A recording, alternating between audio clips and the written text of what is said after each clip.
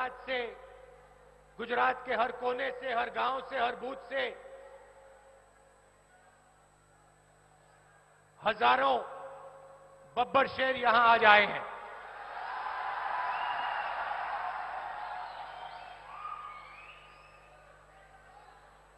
और ये जो बब्बर शेर हैं,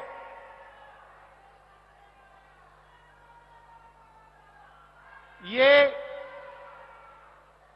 एक विचारधारा के लिए लड़ते हैं। ये आम बब्बर शेर नहीं है कि किसी भी चीज के लिए लड़ जाएं। ये विचारधारा की लड़ाई लड़ते हैं।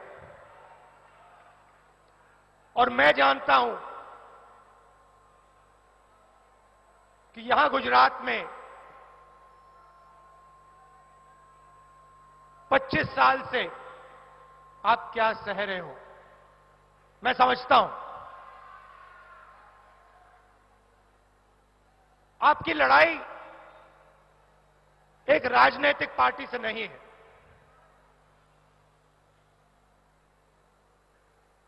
यह लड़ाई कांग्रेस और बीजेपी के खिलाफ नहीं है, इनके बीच में नहीं है। सबसे पहले आपको समझना होगा कि आप किस चीज के खिलाफ लड़ रहे हो, किसके खिलाफ लड़ रहे हो।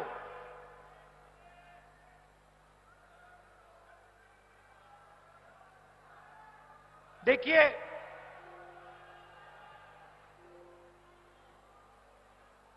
सरदार पटेल जी की बीजेपी ने मूर्ति बनाई। सरदार पटेल जी की दुनिया में सबसे बड़ी मूर्ति बीजेपी, नरेंद्र मोदी जी और आरएसएस के लोगों ने बनाई। सही? सरदार पटेल जी थे क्या? उन्होंने अपनी जिंदगी किन लोगों के लिए दी? वो किससे लड़े और क्यों लड़े? सबसे पहले सरदार पटेल जी सिर्फ एक व्यक्ति नहीं थे। आपने उनकी शरीर की मूर्ति बनाई, मगर वो सिर्फ एक व्यक्ति नहीं थे। वो गुजरात और हिंदुस्तान की किसानों की आवाज थे। मतलब जो भी उनके मुंह से निकलता था, जो भी उनके मुंह से निकलता था, वो गुजरात और हिंदुस्तान के किसानों के हित के लिए निकलता था। अगर आप सरदार पटेल जी को पढ़ोगे, उनके भाषण सुनोगे, उन भाषणों में किसानों के खिलाफ उन्होंने अपनी पूरी जिंदगी में एक शब्द नहीं कहा।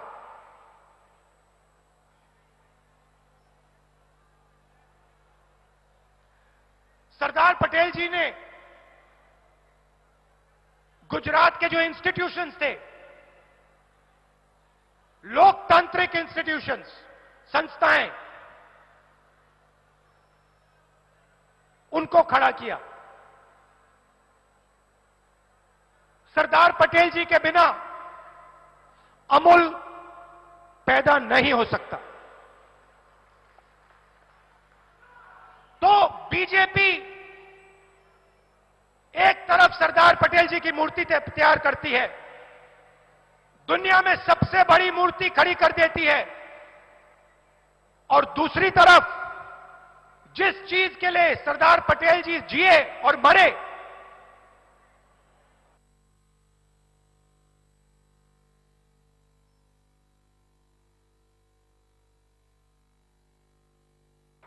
किसानों से उनका हक छीना। पूरे देश के किसान बाहर आ गए, खड़े हो गए सड़क पे,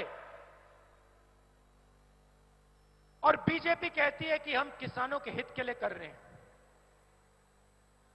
एक तरफ सरदार पटेल जी की मूर्ति और दूसरी तरफ जिस चीज के लिए सरदार पटेल जी पूरी जिंदगी लड़े, जिन लोगों के लिए सरदार पटेल जी जिन लोगों के लिए उन्होंने अपनी पूरी जिंदगी दी, उन पर आक्रमण कर रहे हो। मूर्ति का क्या मतलब है? गुजरात में सबसे बड़े उद्योगपतियों का कर्जा माफ हो सकता है, मगर किसानों का कर्जा कभी नहीं हो सकता माफ।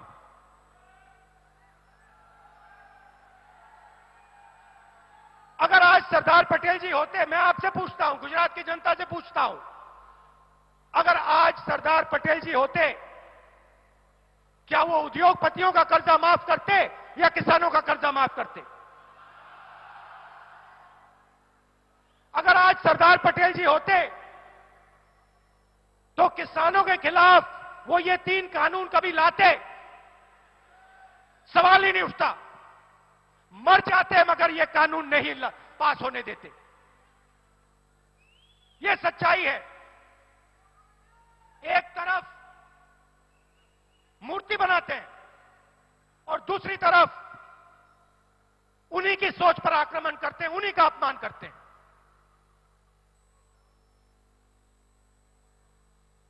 कांग्रेस पार्टी ने छत्तीसगढ़ में, राजस्थान में, मध्य प्रदेश में, पंजाब में, कर्नाटक में किसानों का कर्जा माफ किया।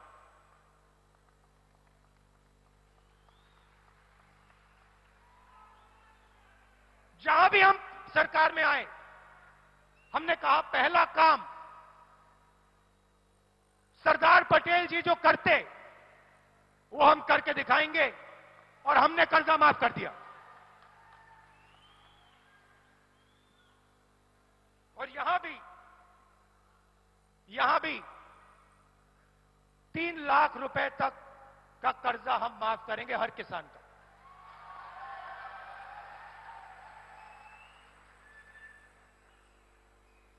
आप देखिए, मैंने आपसे पहले कहा आप लड़ किसके खिलाफ रहे हो। आमतौर से लोकतंत्र में राजनीतिक पार्टियों के बीच में लड़ाई होती है। कांग्रेस और बीजेपी पार्टियों के बीच में होती है, और जो प्रदेश के, देश के जो इंस्टीट्यूशंस होते हैं, संस्थाएं होती हैं, आमतौर से ये न्यूट्रल रहती हैं। ये अंपायर का काम करती हैं। चाहे वो पुलिस हो, इलेक्शन कमीशन हो, मीडिया हो, बाकी जो इंस्टीट्यूशंस होते हैं, संस्थाएं होती हैं, ये एम्पायर का काम करती हैं। मगर गुजरात में जिन संस्थाओं को सरदार पटेल जी ने बनाया, जिन संस्थाओं की नींव सरदार पटेल ने रखी थी, चाहे वो पुलिस हो, चाहे वो मीडिया हो, चाहे वो जुडिशरी हो, चाहे वो विधानसभा हो, इन सब संस्थाओं को बीजेपी ने कैप्चर कर दिया है, कंट्रोल कर दिया है। मतलब यहां पे आप एक राजनीतिक पार्टी से नहीं लड़ रहे हो,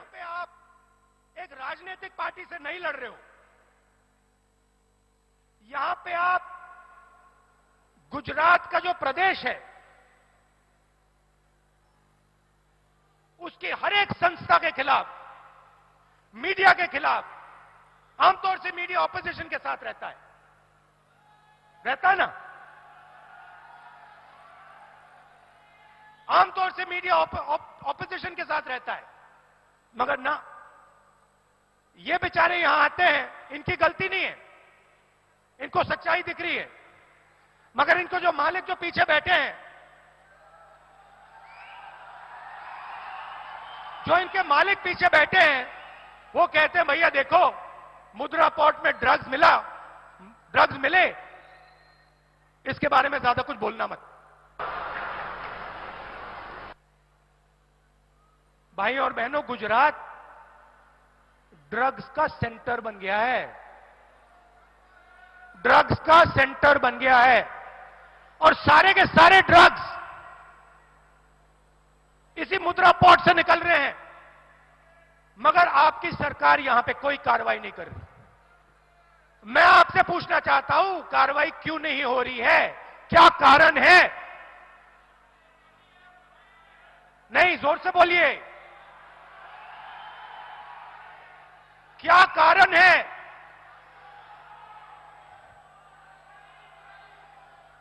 कि हर 2-3 महीने मुद्रा पोर्ट में ड्रग्स मिलते हैं जो गुजरात के युवाओं का भविष्य को नष्ट कर रहे हैं, खत्म कर रहे हैं, मगर वहां पे कोई एक्शन नहीं लिया जा रहा। कारण क्या है? कोई ना कोई कारण तो होगा। अगर किसी गरीब व्यक्ति के घर में पुलिस वाले ड्रग्स ढूंढ लें, 2 लाठी मार के जेल में कर देते हैं, सही बात है, 2 लाठी मार के अंदर कर देंगे। मगर अगर हजारों करोड़ रुपए के ड्रग्स मुद्रा पोर्ट में मिले, पुलिस कोई कार्रवाई नहीं करेगी। गुजरात मॉडल।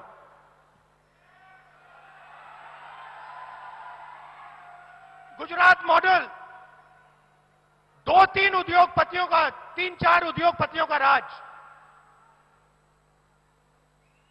100% मीडिया का कंट्रोल।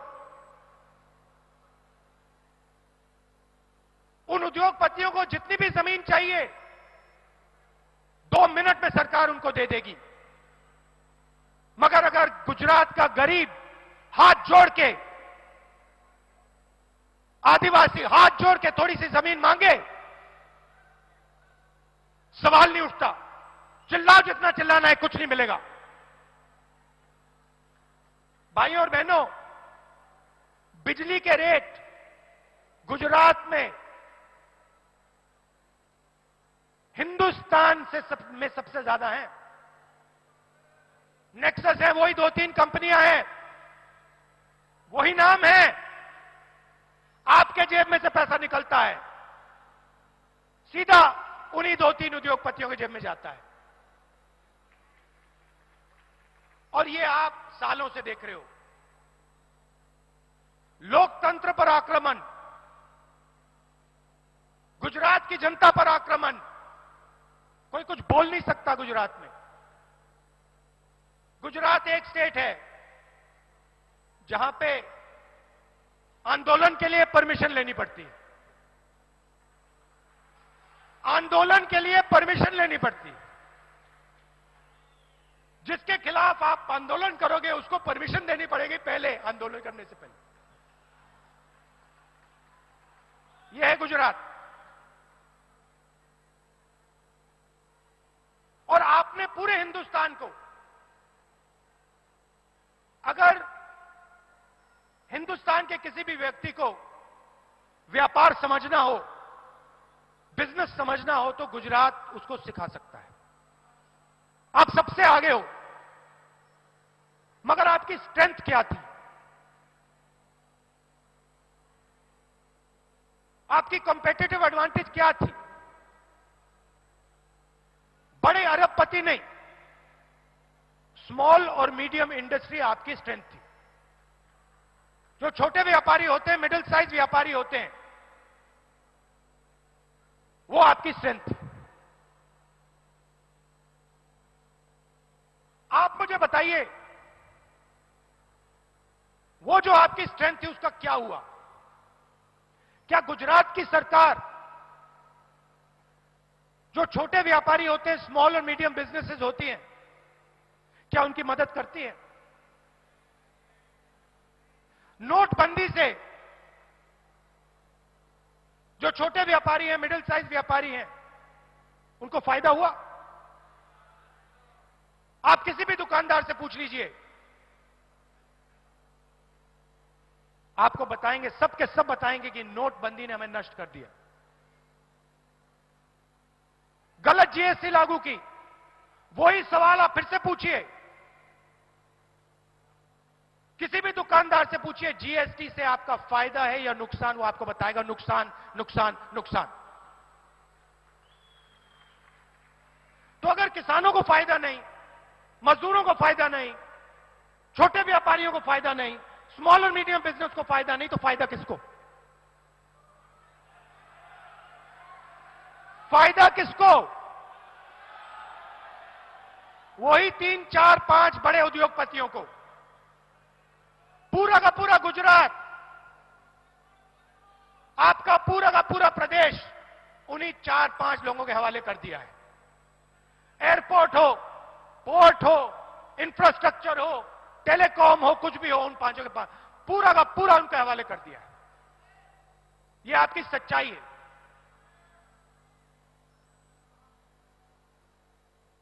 और अगर आप इसके खिलाफ लड़ना चाहो, आंदोलन करना चाहो, तो फिर पहले भैया परमिशन लेना।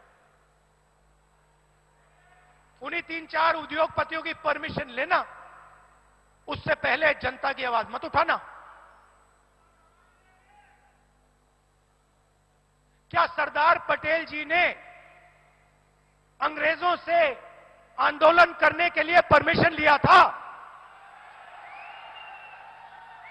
क्या सरदार पटेल जी अंग्रेजों के सामने गए और उन्होंने उनसे पूछा कि भैया हमें परमिशन दे दो?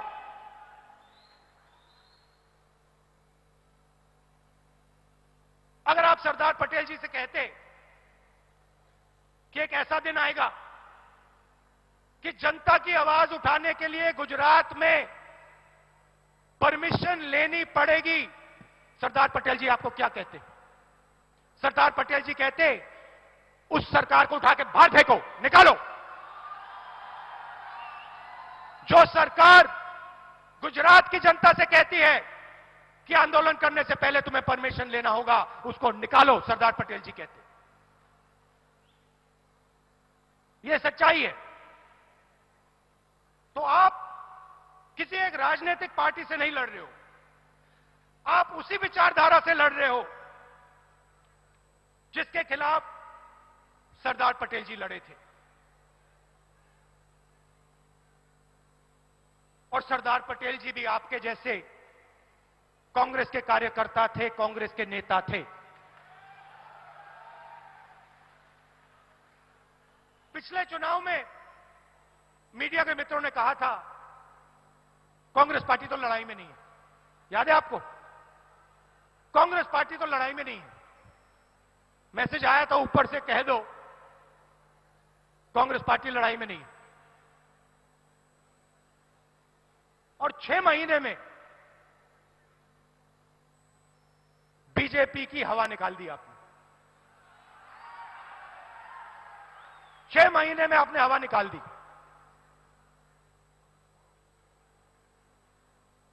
थोड़ी सी कमी रही, मगर आप बब्बर शेर जैसे लड़े, एक साथ खड़े हो गए, विचारधारा के लिए लड़े, गुजरात के किसानों के लिए लड़े, व्यापारियों के लिए, स्मॉल और मीडियम बिजनेस वालों के लिए, युवाओं के लिए।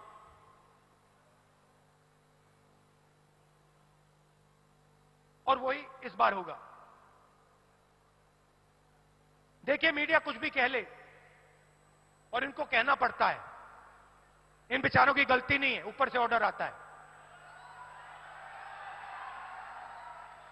कुछ भी कह दे, मैं आपको बता रहा हूं कि गुजरात की जनता आपके साथ खड़ी हुई है। गुजरात की जनता तंग है, गुजरात की जनता गुस्से में है, दुखी है। बस आपको गुजरात की जनता के साथ खड़ा होना है और आपकी सरकार गुजरात की जनता की सरकार, गुजरात की आवाज की सरकार बन जाएगी।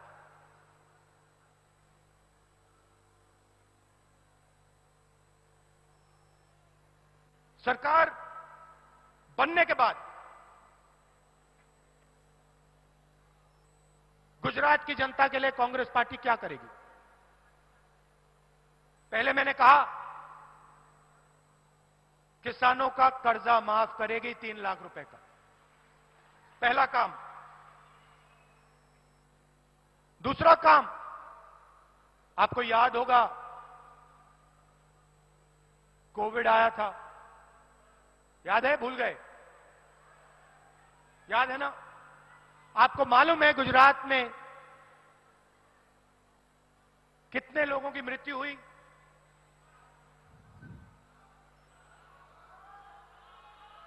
3 लाख लोग, 3 लाख लोगों की मृत्यु हुई। आपने सोशल मीडिया पे, व्हाट्सएप पे, फेसबुक पे आपने देखा होगा, अस्पताल के सामने आपने लोगों को देखा होगा। क्या बीजेपी की सरकार ने कॉम्पनसेशन दिया?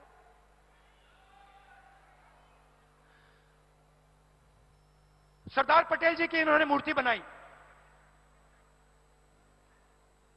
अगर आज सरदार पटेल जी जिंदा होते और आप उनसे पूछते, सरदार पटेल जी, गुजरात में 3 लाख लोग कोविड के शिकार हुए, क्या उनको कॉम्पनसेशन, उनके परिवारों को कॉम्पनसेशन दिया जाना चाहिए, हां या ना? सरदार पटेल जी क्या कहते? क्या सरदार पटेल जी कहते नहीं देना है कॉम्पनसेशन? सवाल नहीं उठता। तो जो सरदार पटेल जी कहते वो कांग्रेस पार्टी करेगी, 4 लाख रुपए कॉम्पनसेशन हर व्यक्ति को देगी।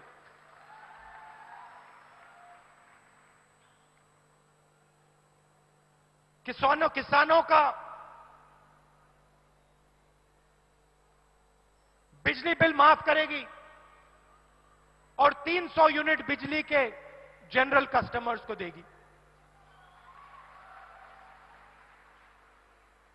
3000 इंग्लिश मीडियम स्कूल और लड़कियों के लिए मुफ्त में शिक्षा कांग्रेस पार्टी देगी। हजारों स्कूलों को बीजेपी की सरकार ने बंद किया है। सरदार पटेल जी की मूर्ति लगाई हुई है, हजारों स्कूल को बंद कर रहे हैं। तो हम 3000 इंग्लिश मीडियम स्कूल खोलेंगे और मुफ्त में लड़कियों को शिक्षा देंगे। और जो मिल्क प्रोड्यूसर्स हैं उनको 5 रुपए की सब्सिडी और गैस सिलेंडर जो आज 1000 रुपए का है वो हम 500 रुपए में देंगे। जो यूपीए के समय में 400 रुपए हुआ करता था, जो आज 1000 रुपए है।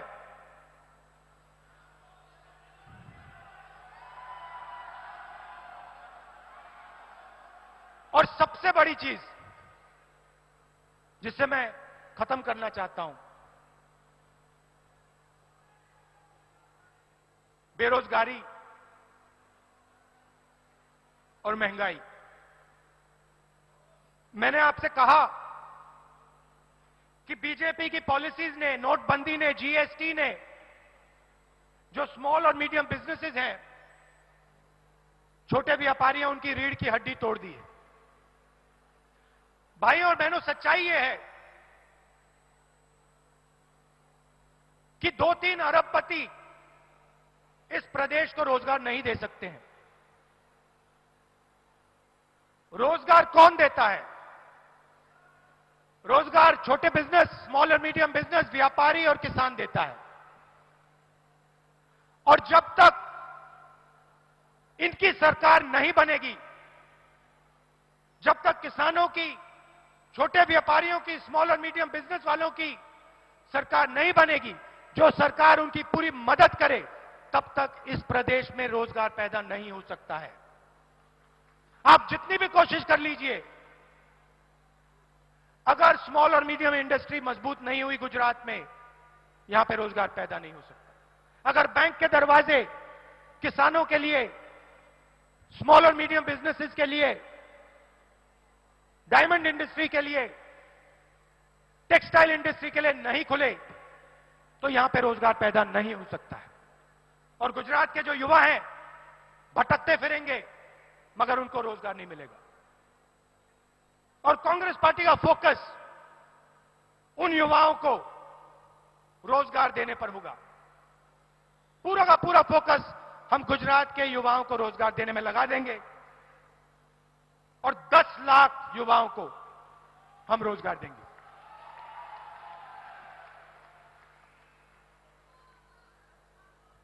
आपके सामने चुनाव है और मैं आपको बता रहा हूं, मैं पिछली बार भी आया था, इस बार भी आया हूं, मैं आपको बता रहा हूं, अगर आप लड़ गए, पिछली बार जैसे अगर आप लड़ गए, मैं आपको गारंटी देके कह रहा हूं, यहां पे कांग्रेस पार्टी की सरकार बनने जा रही है।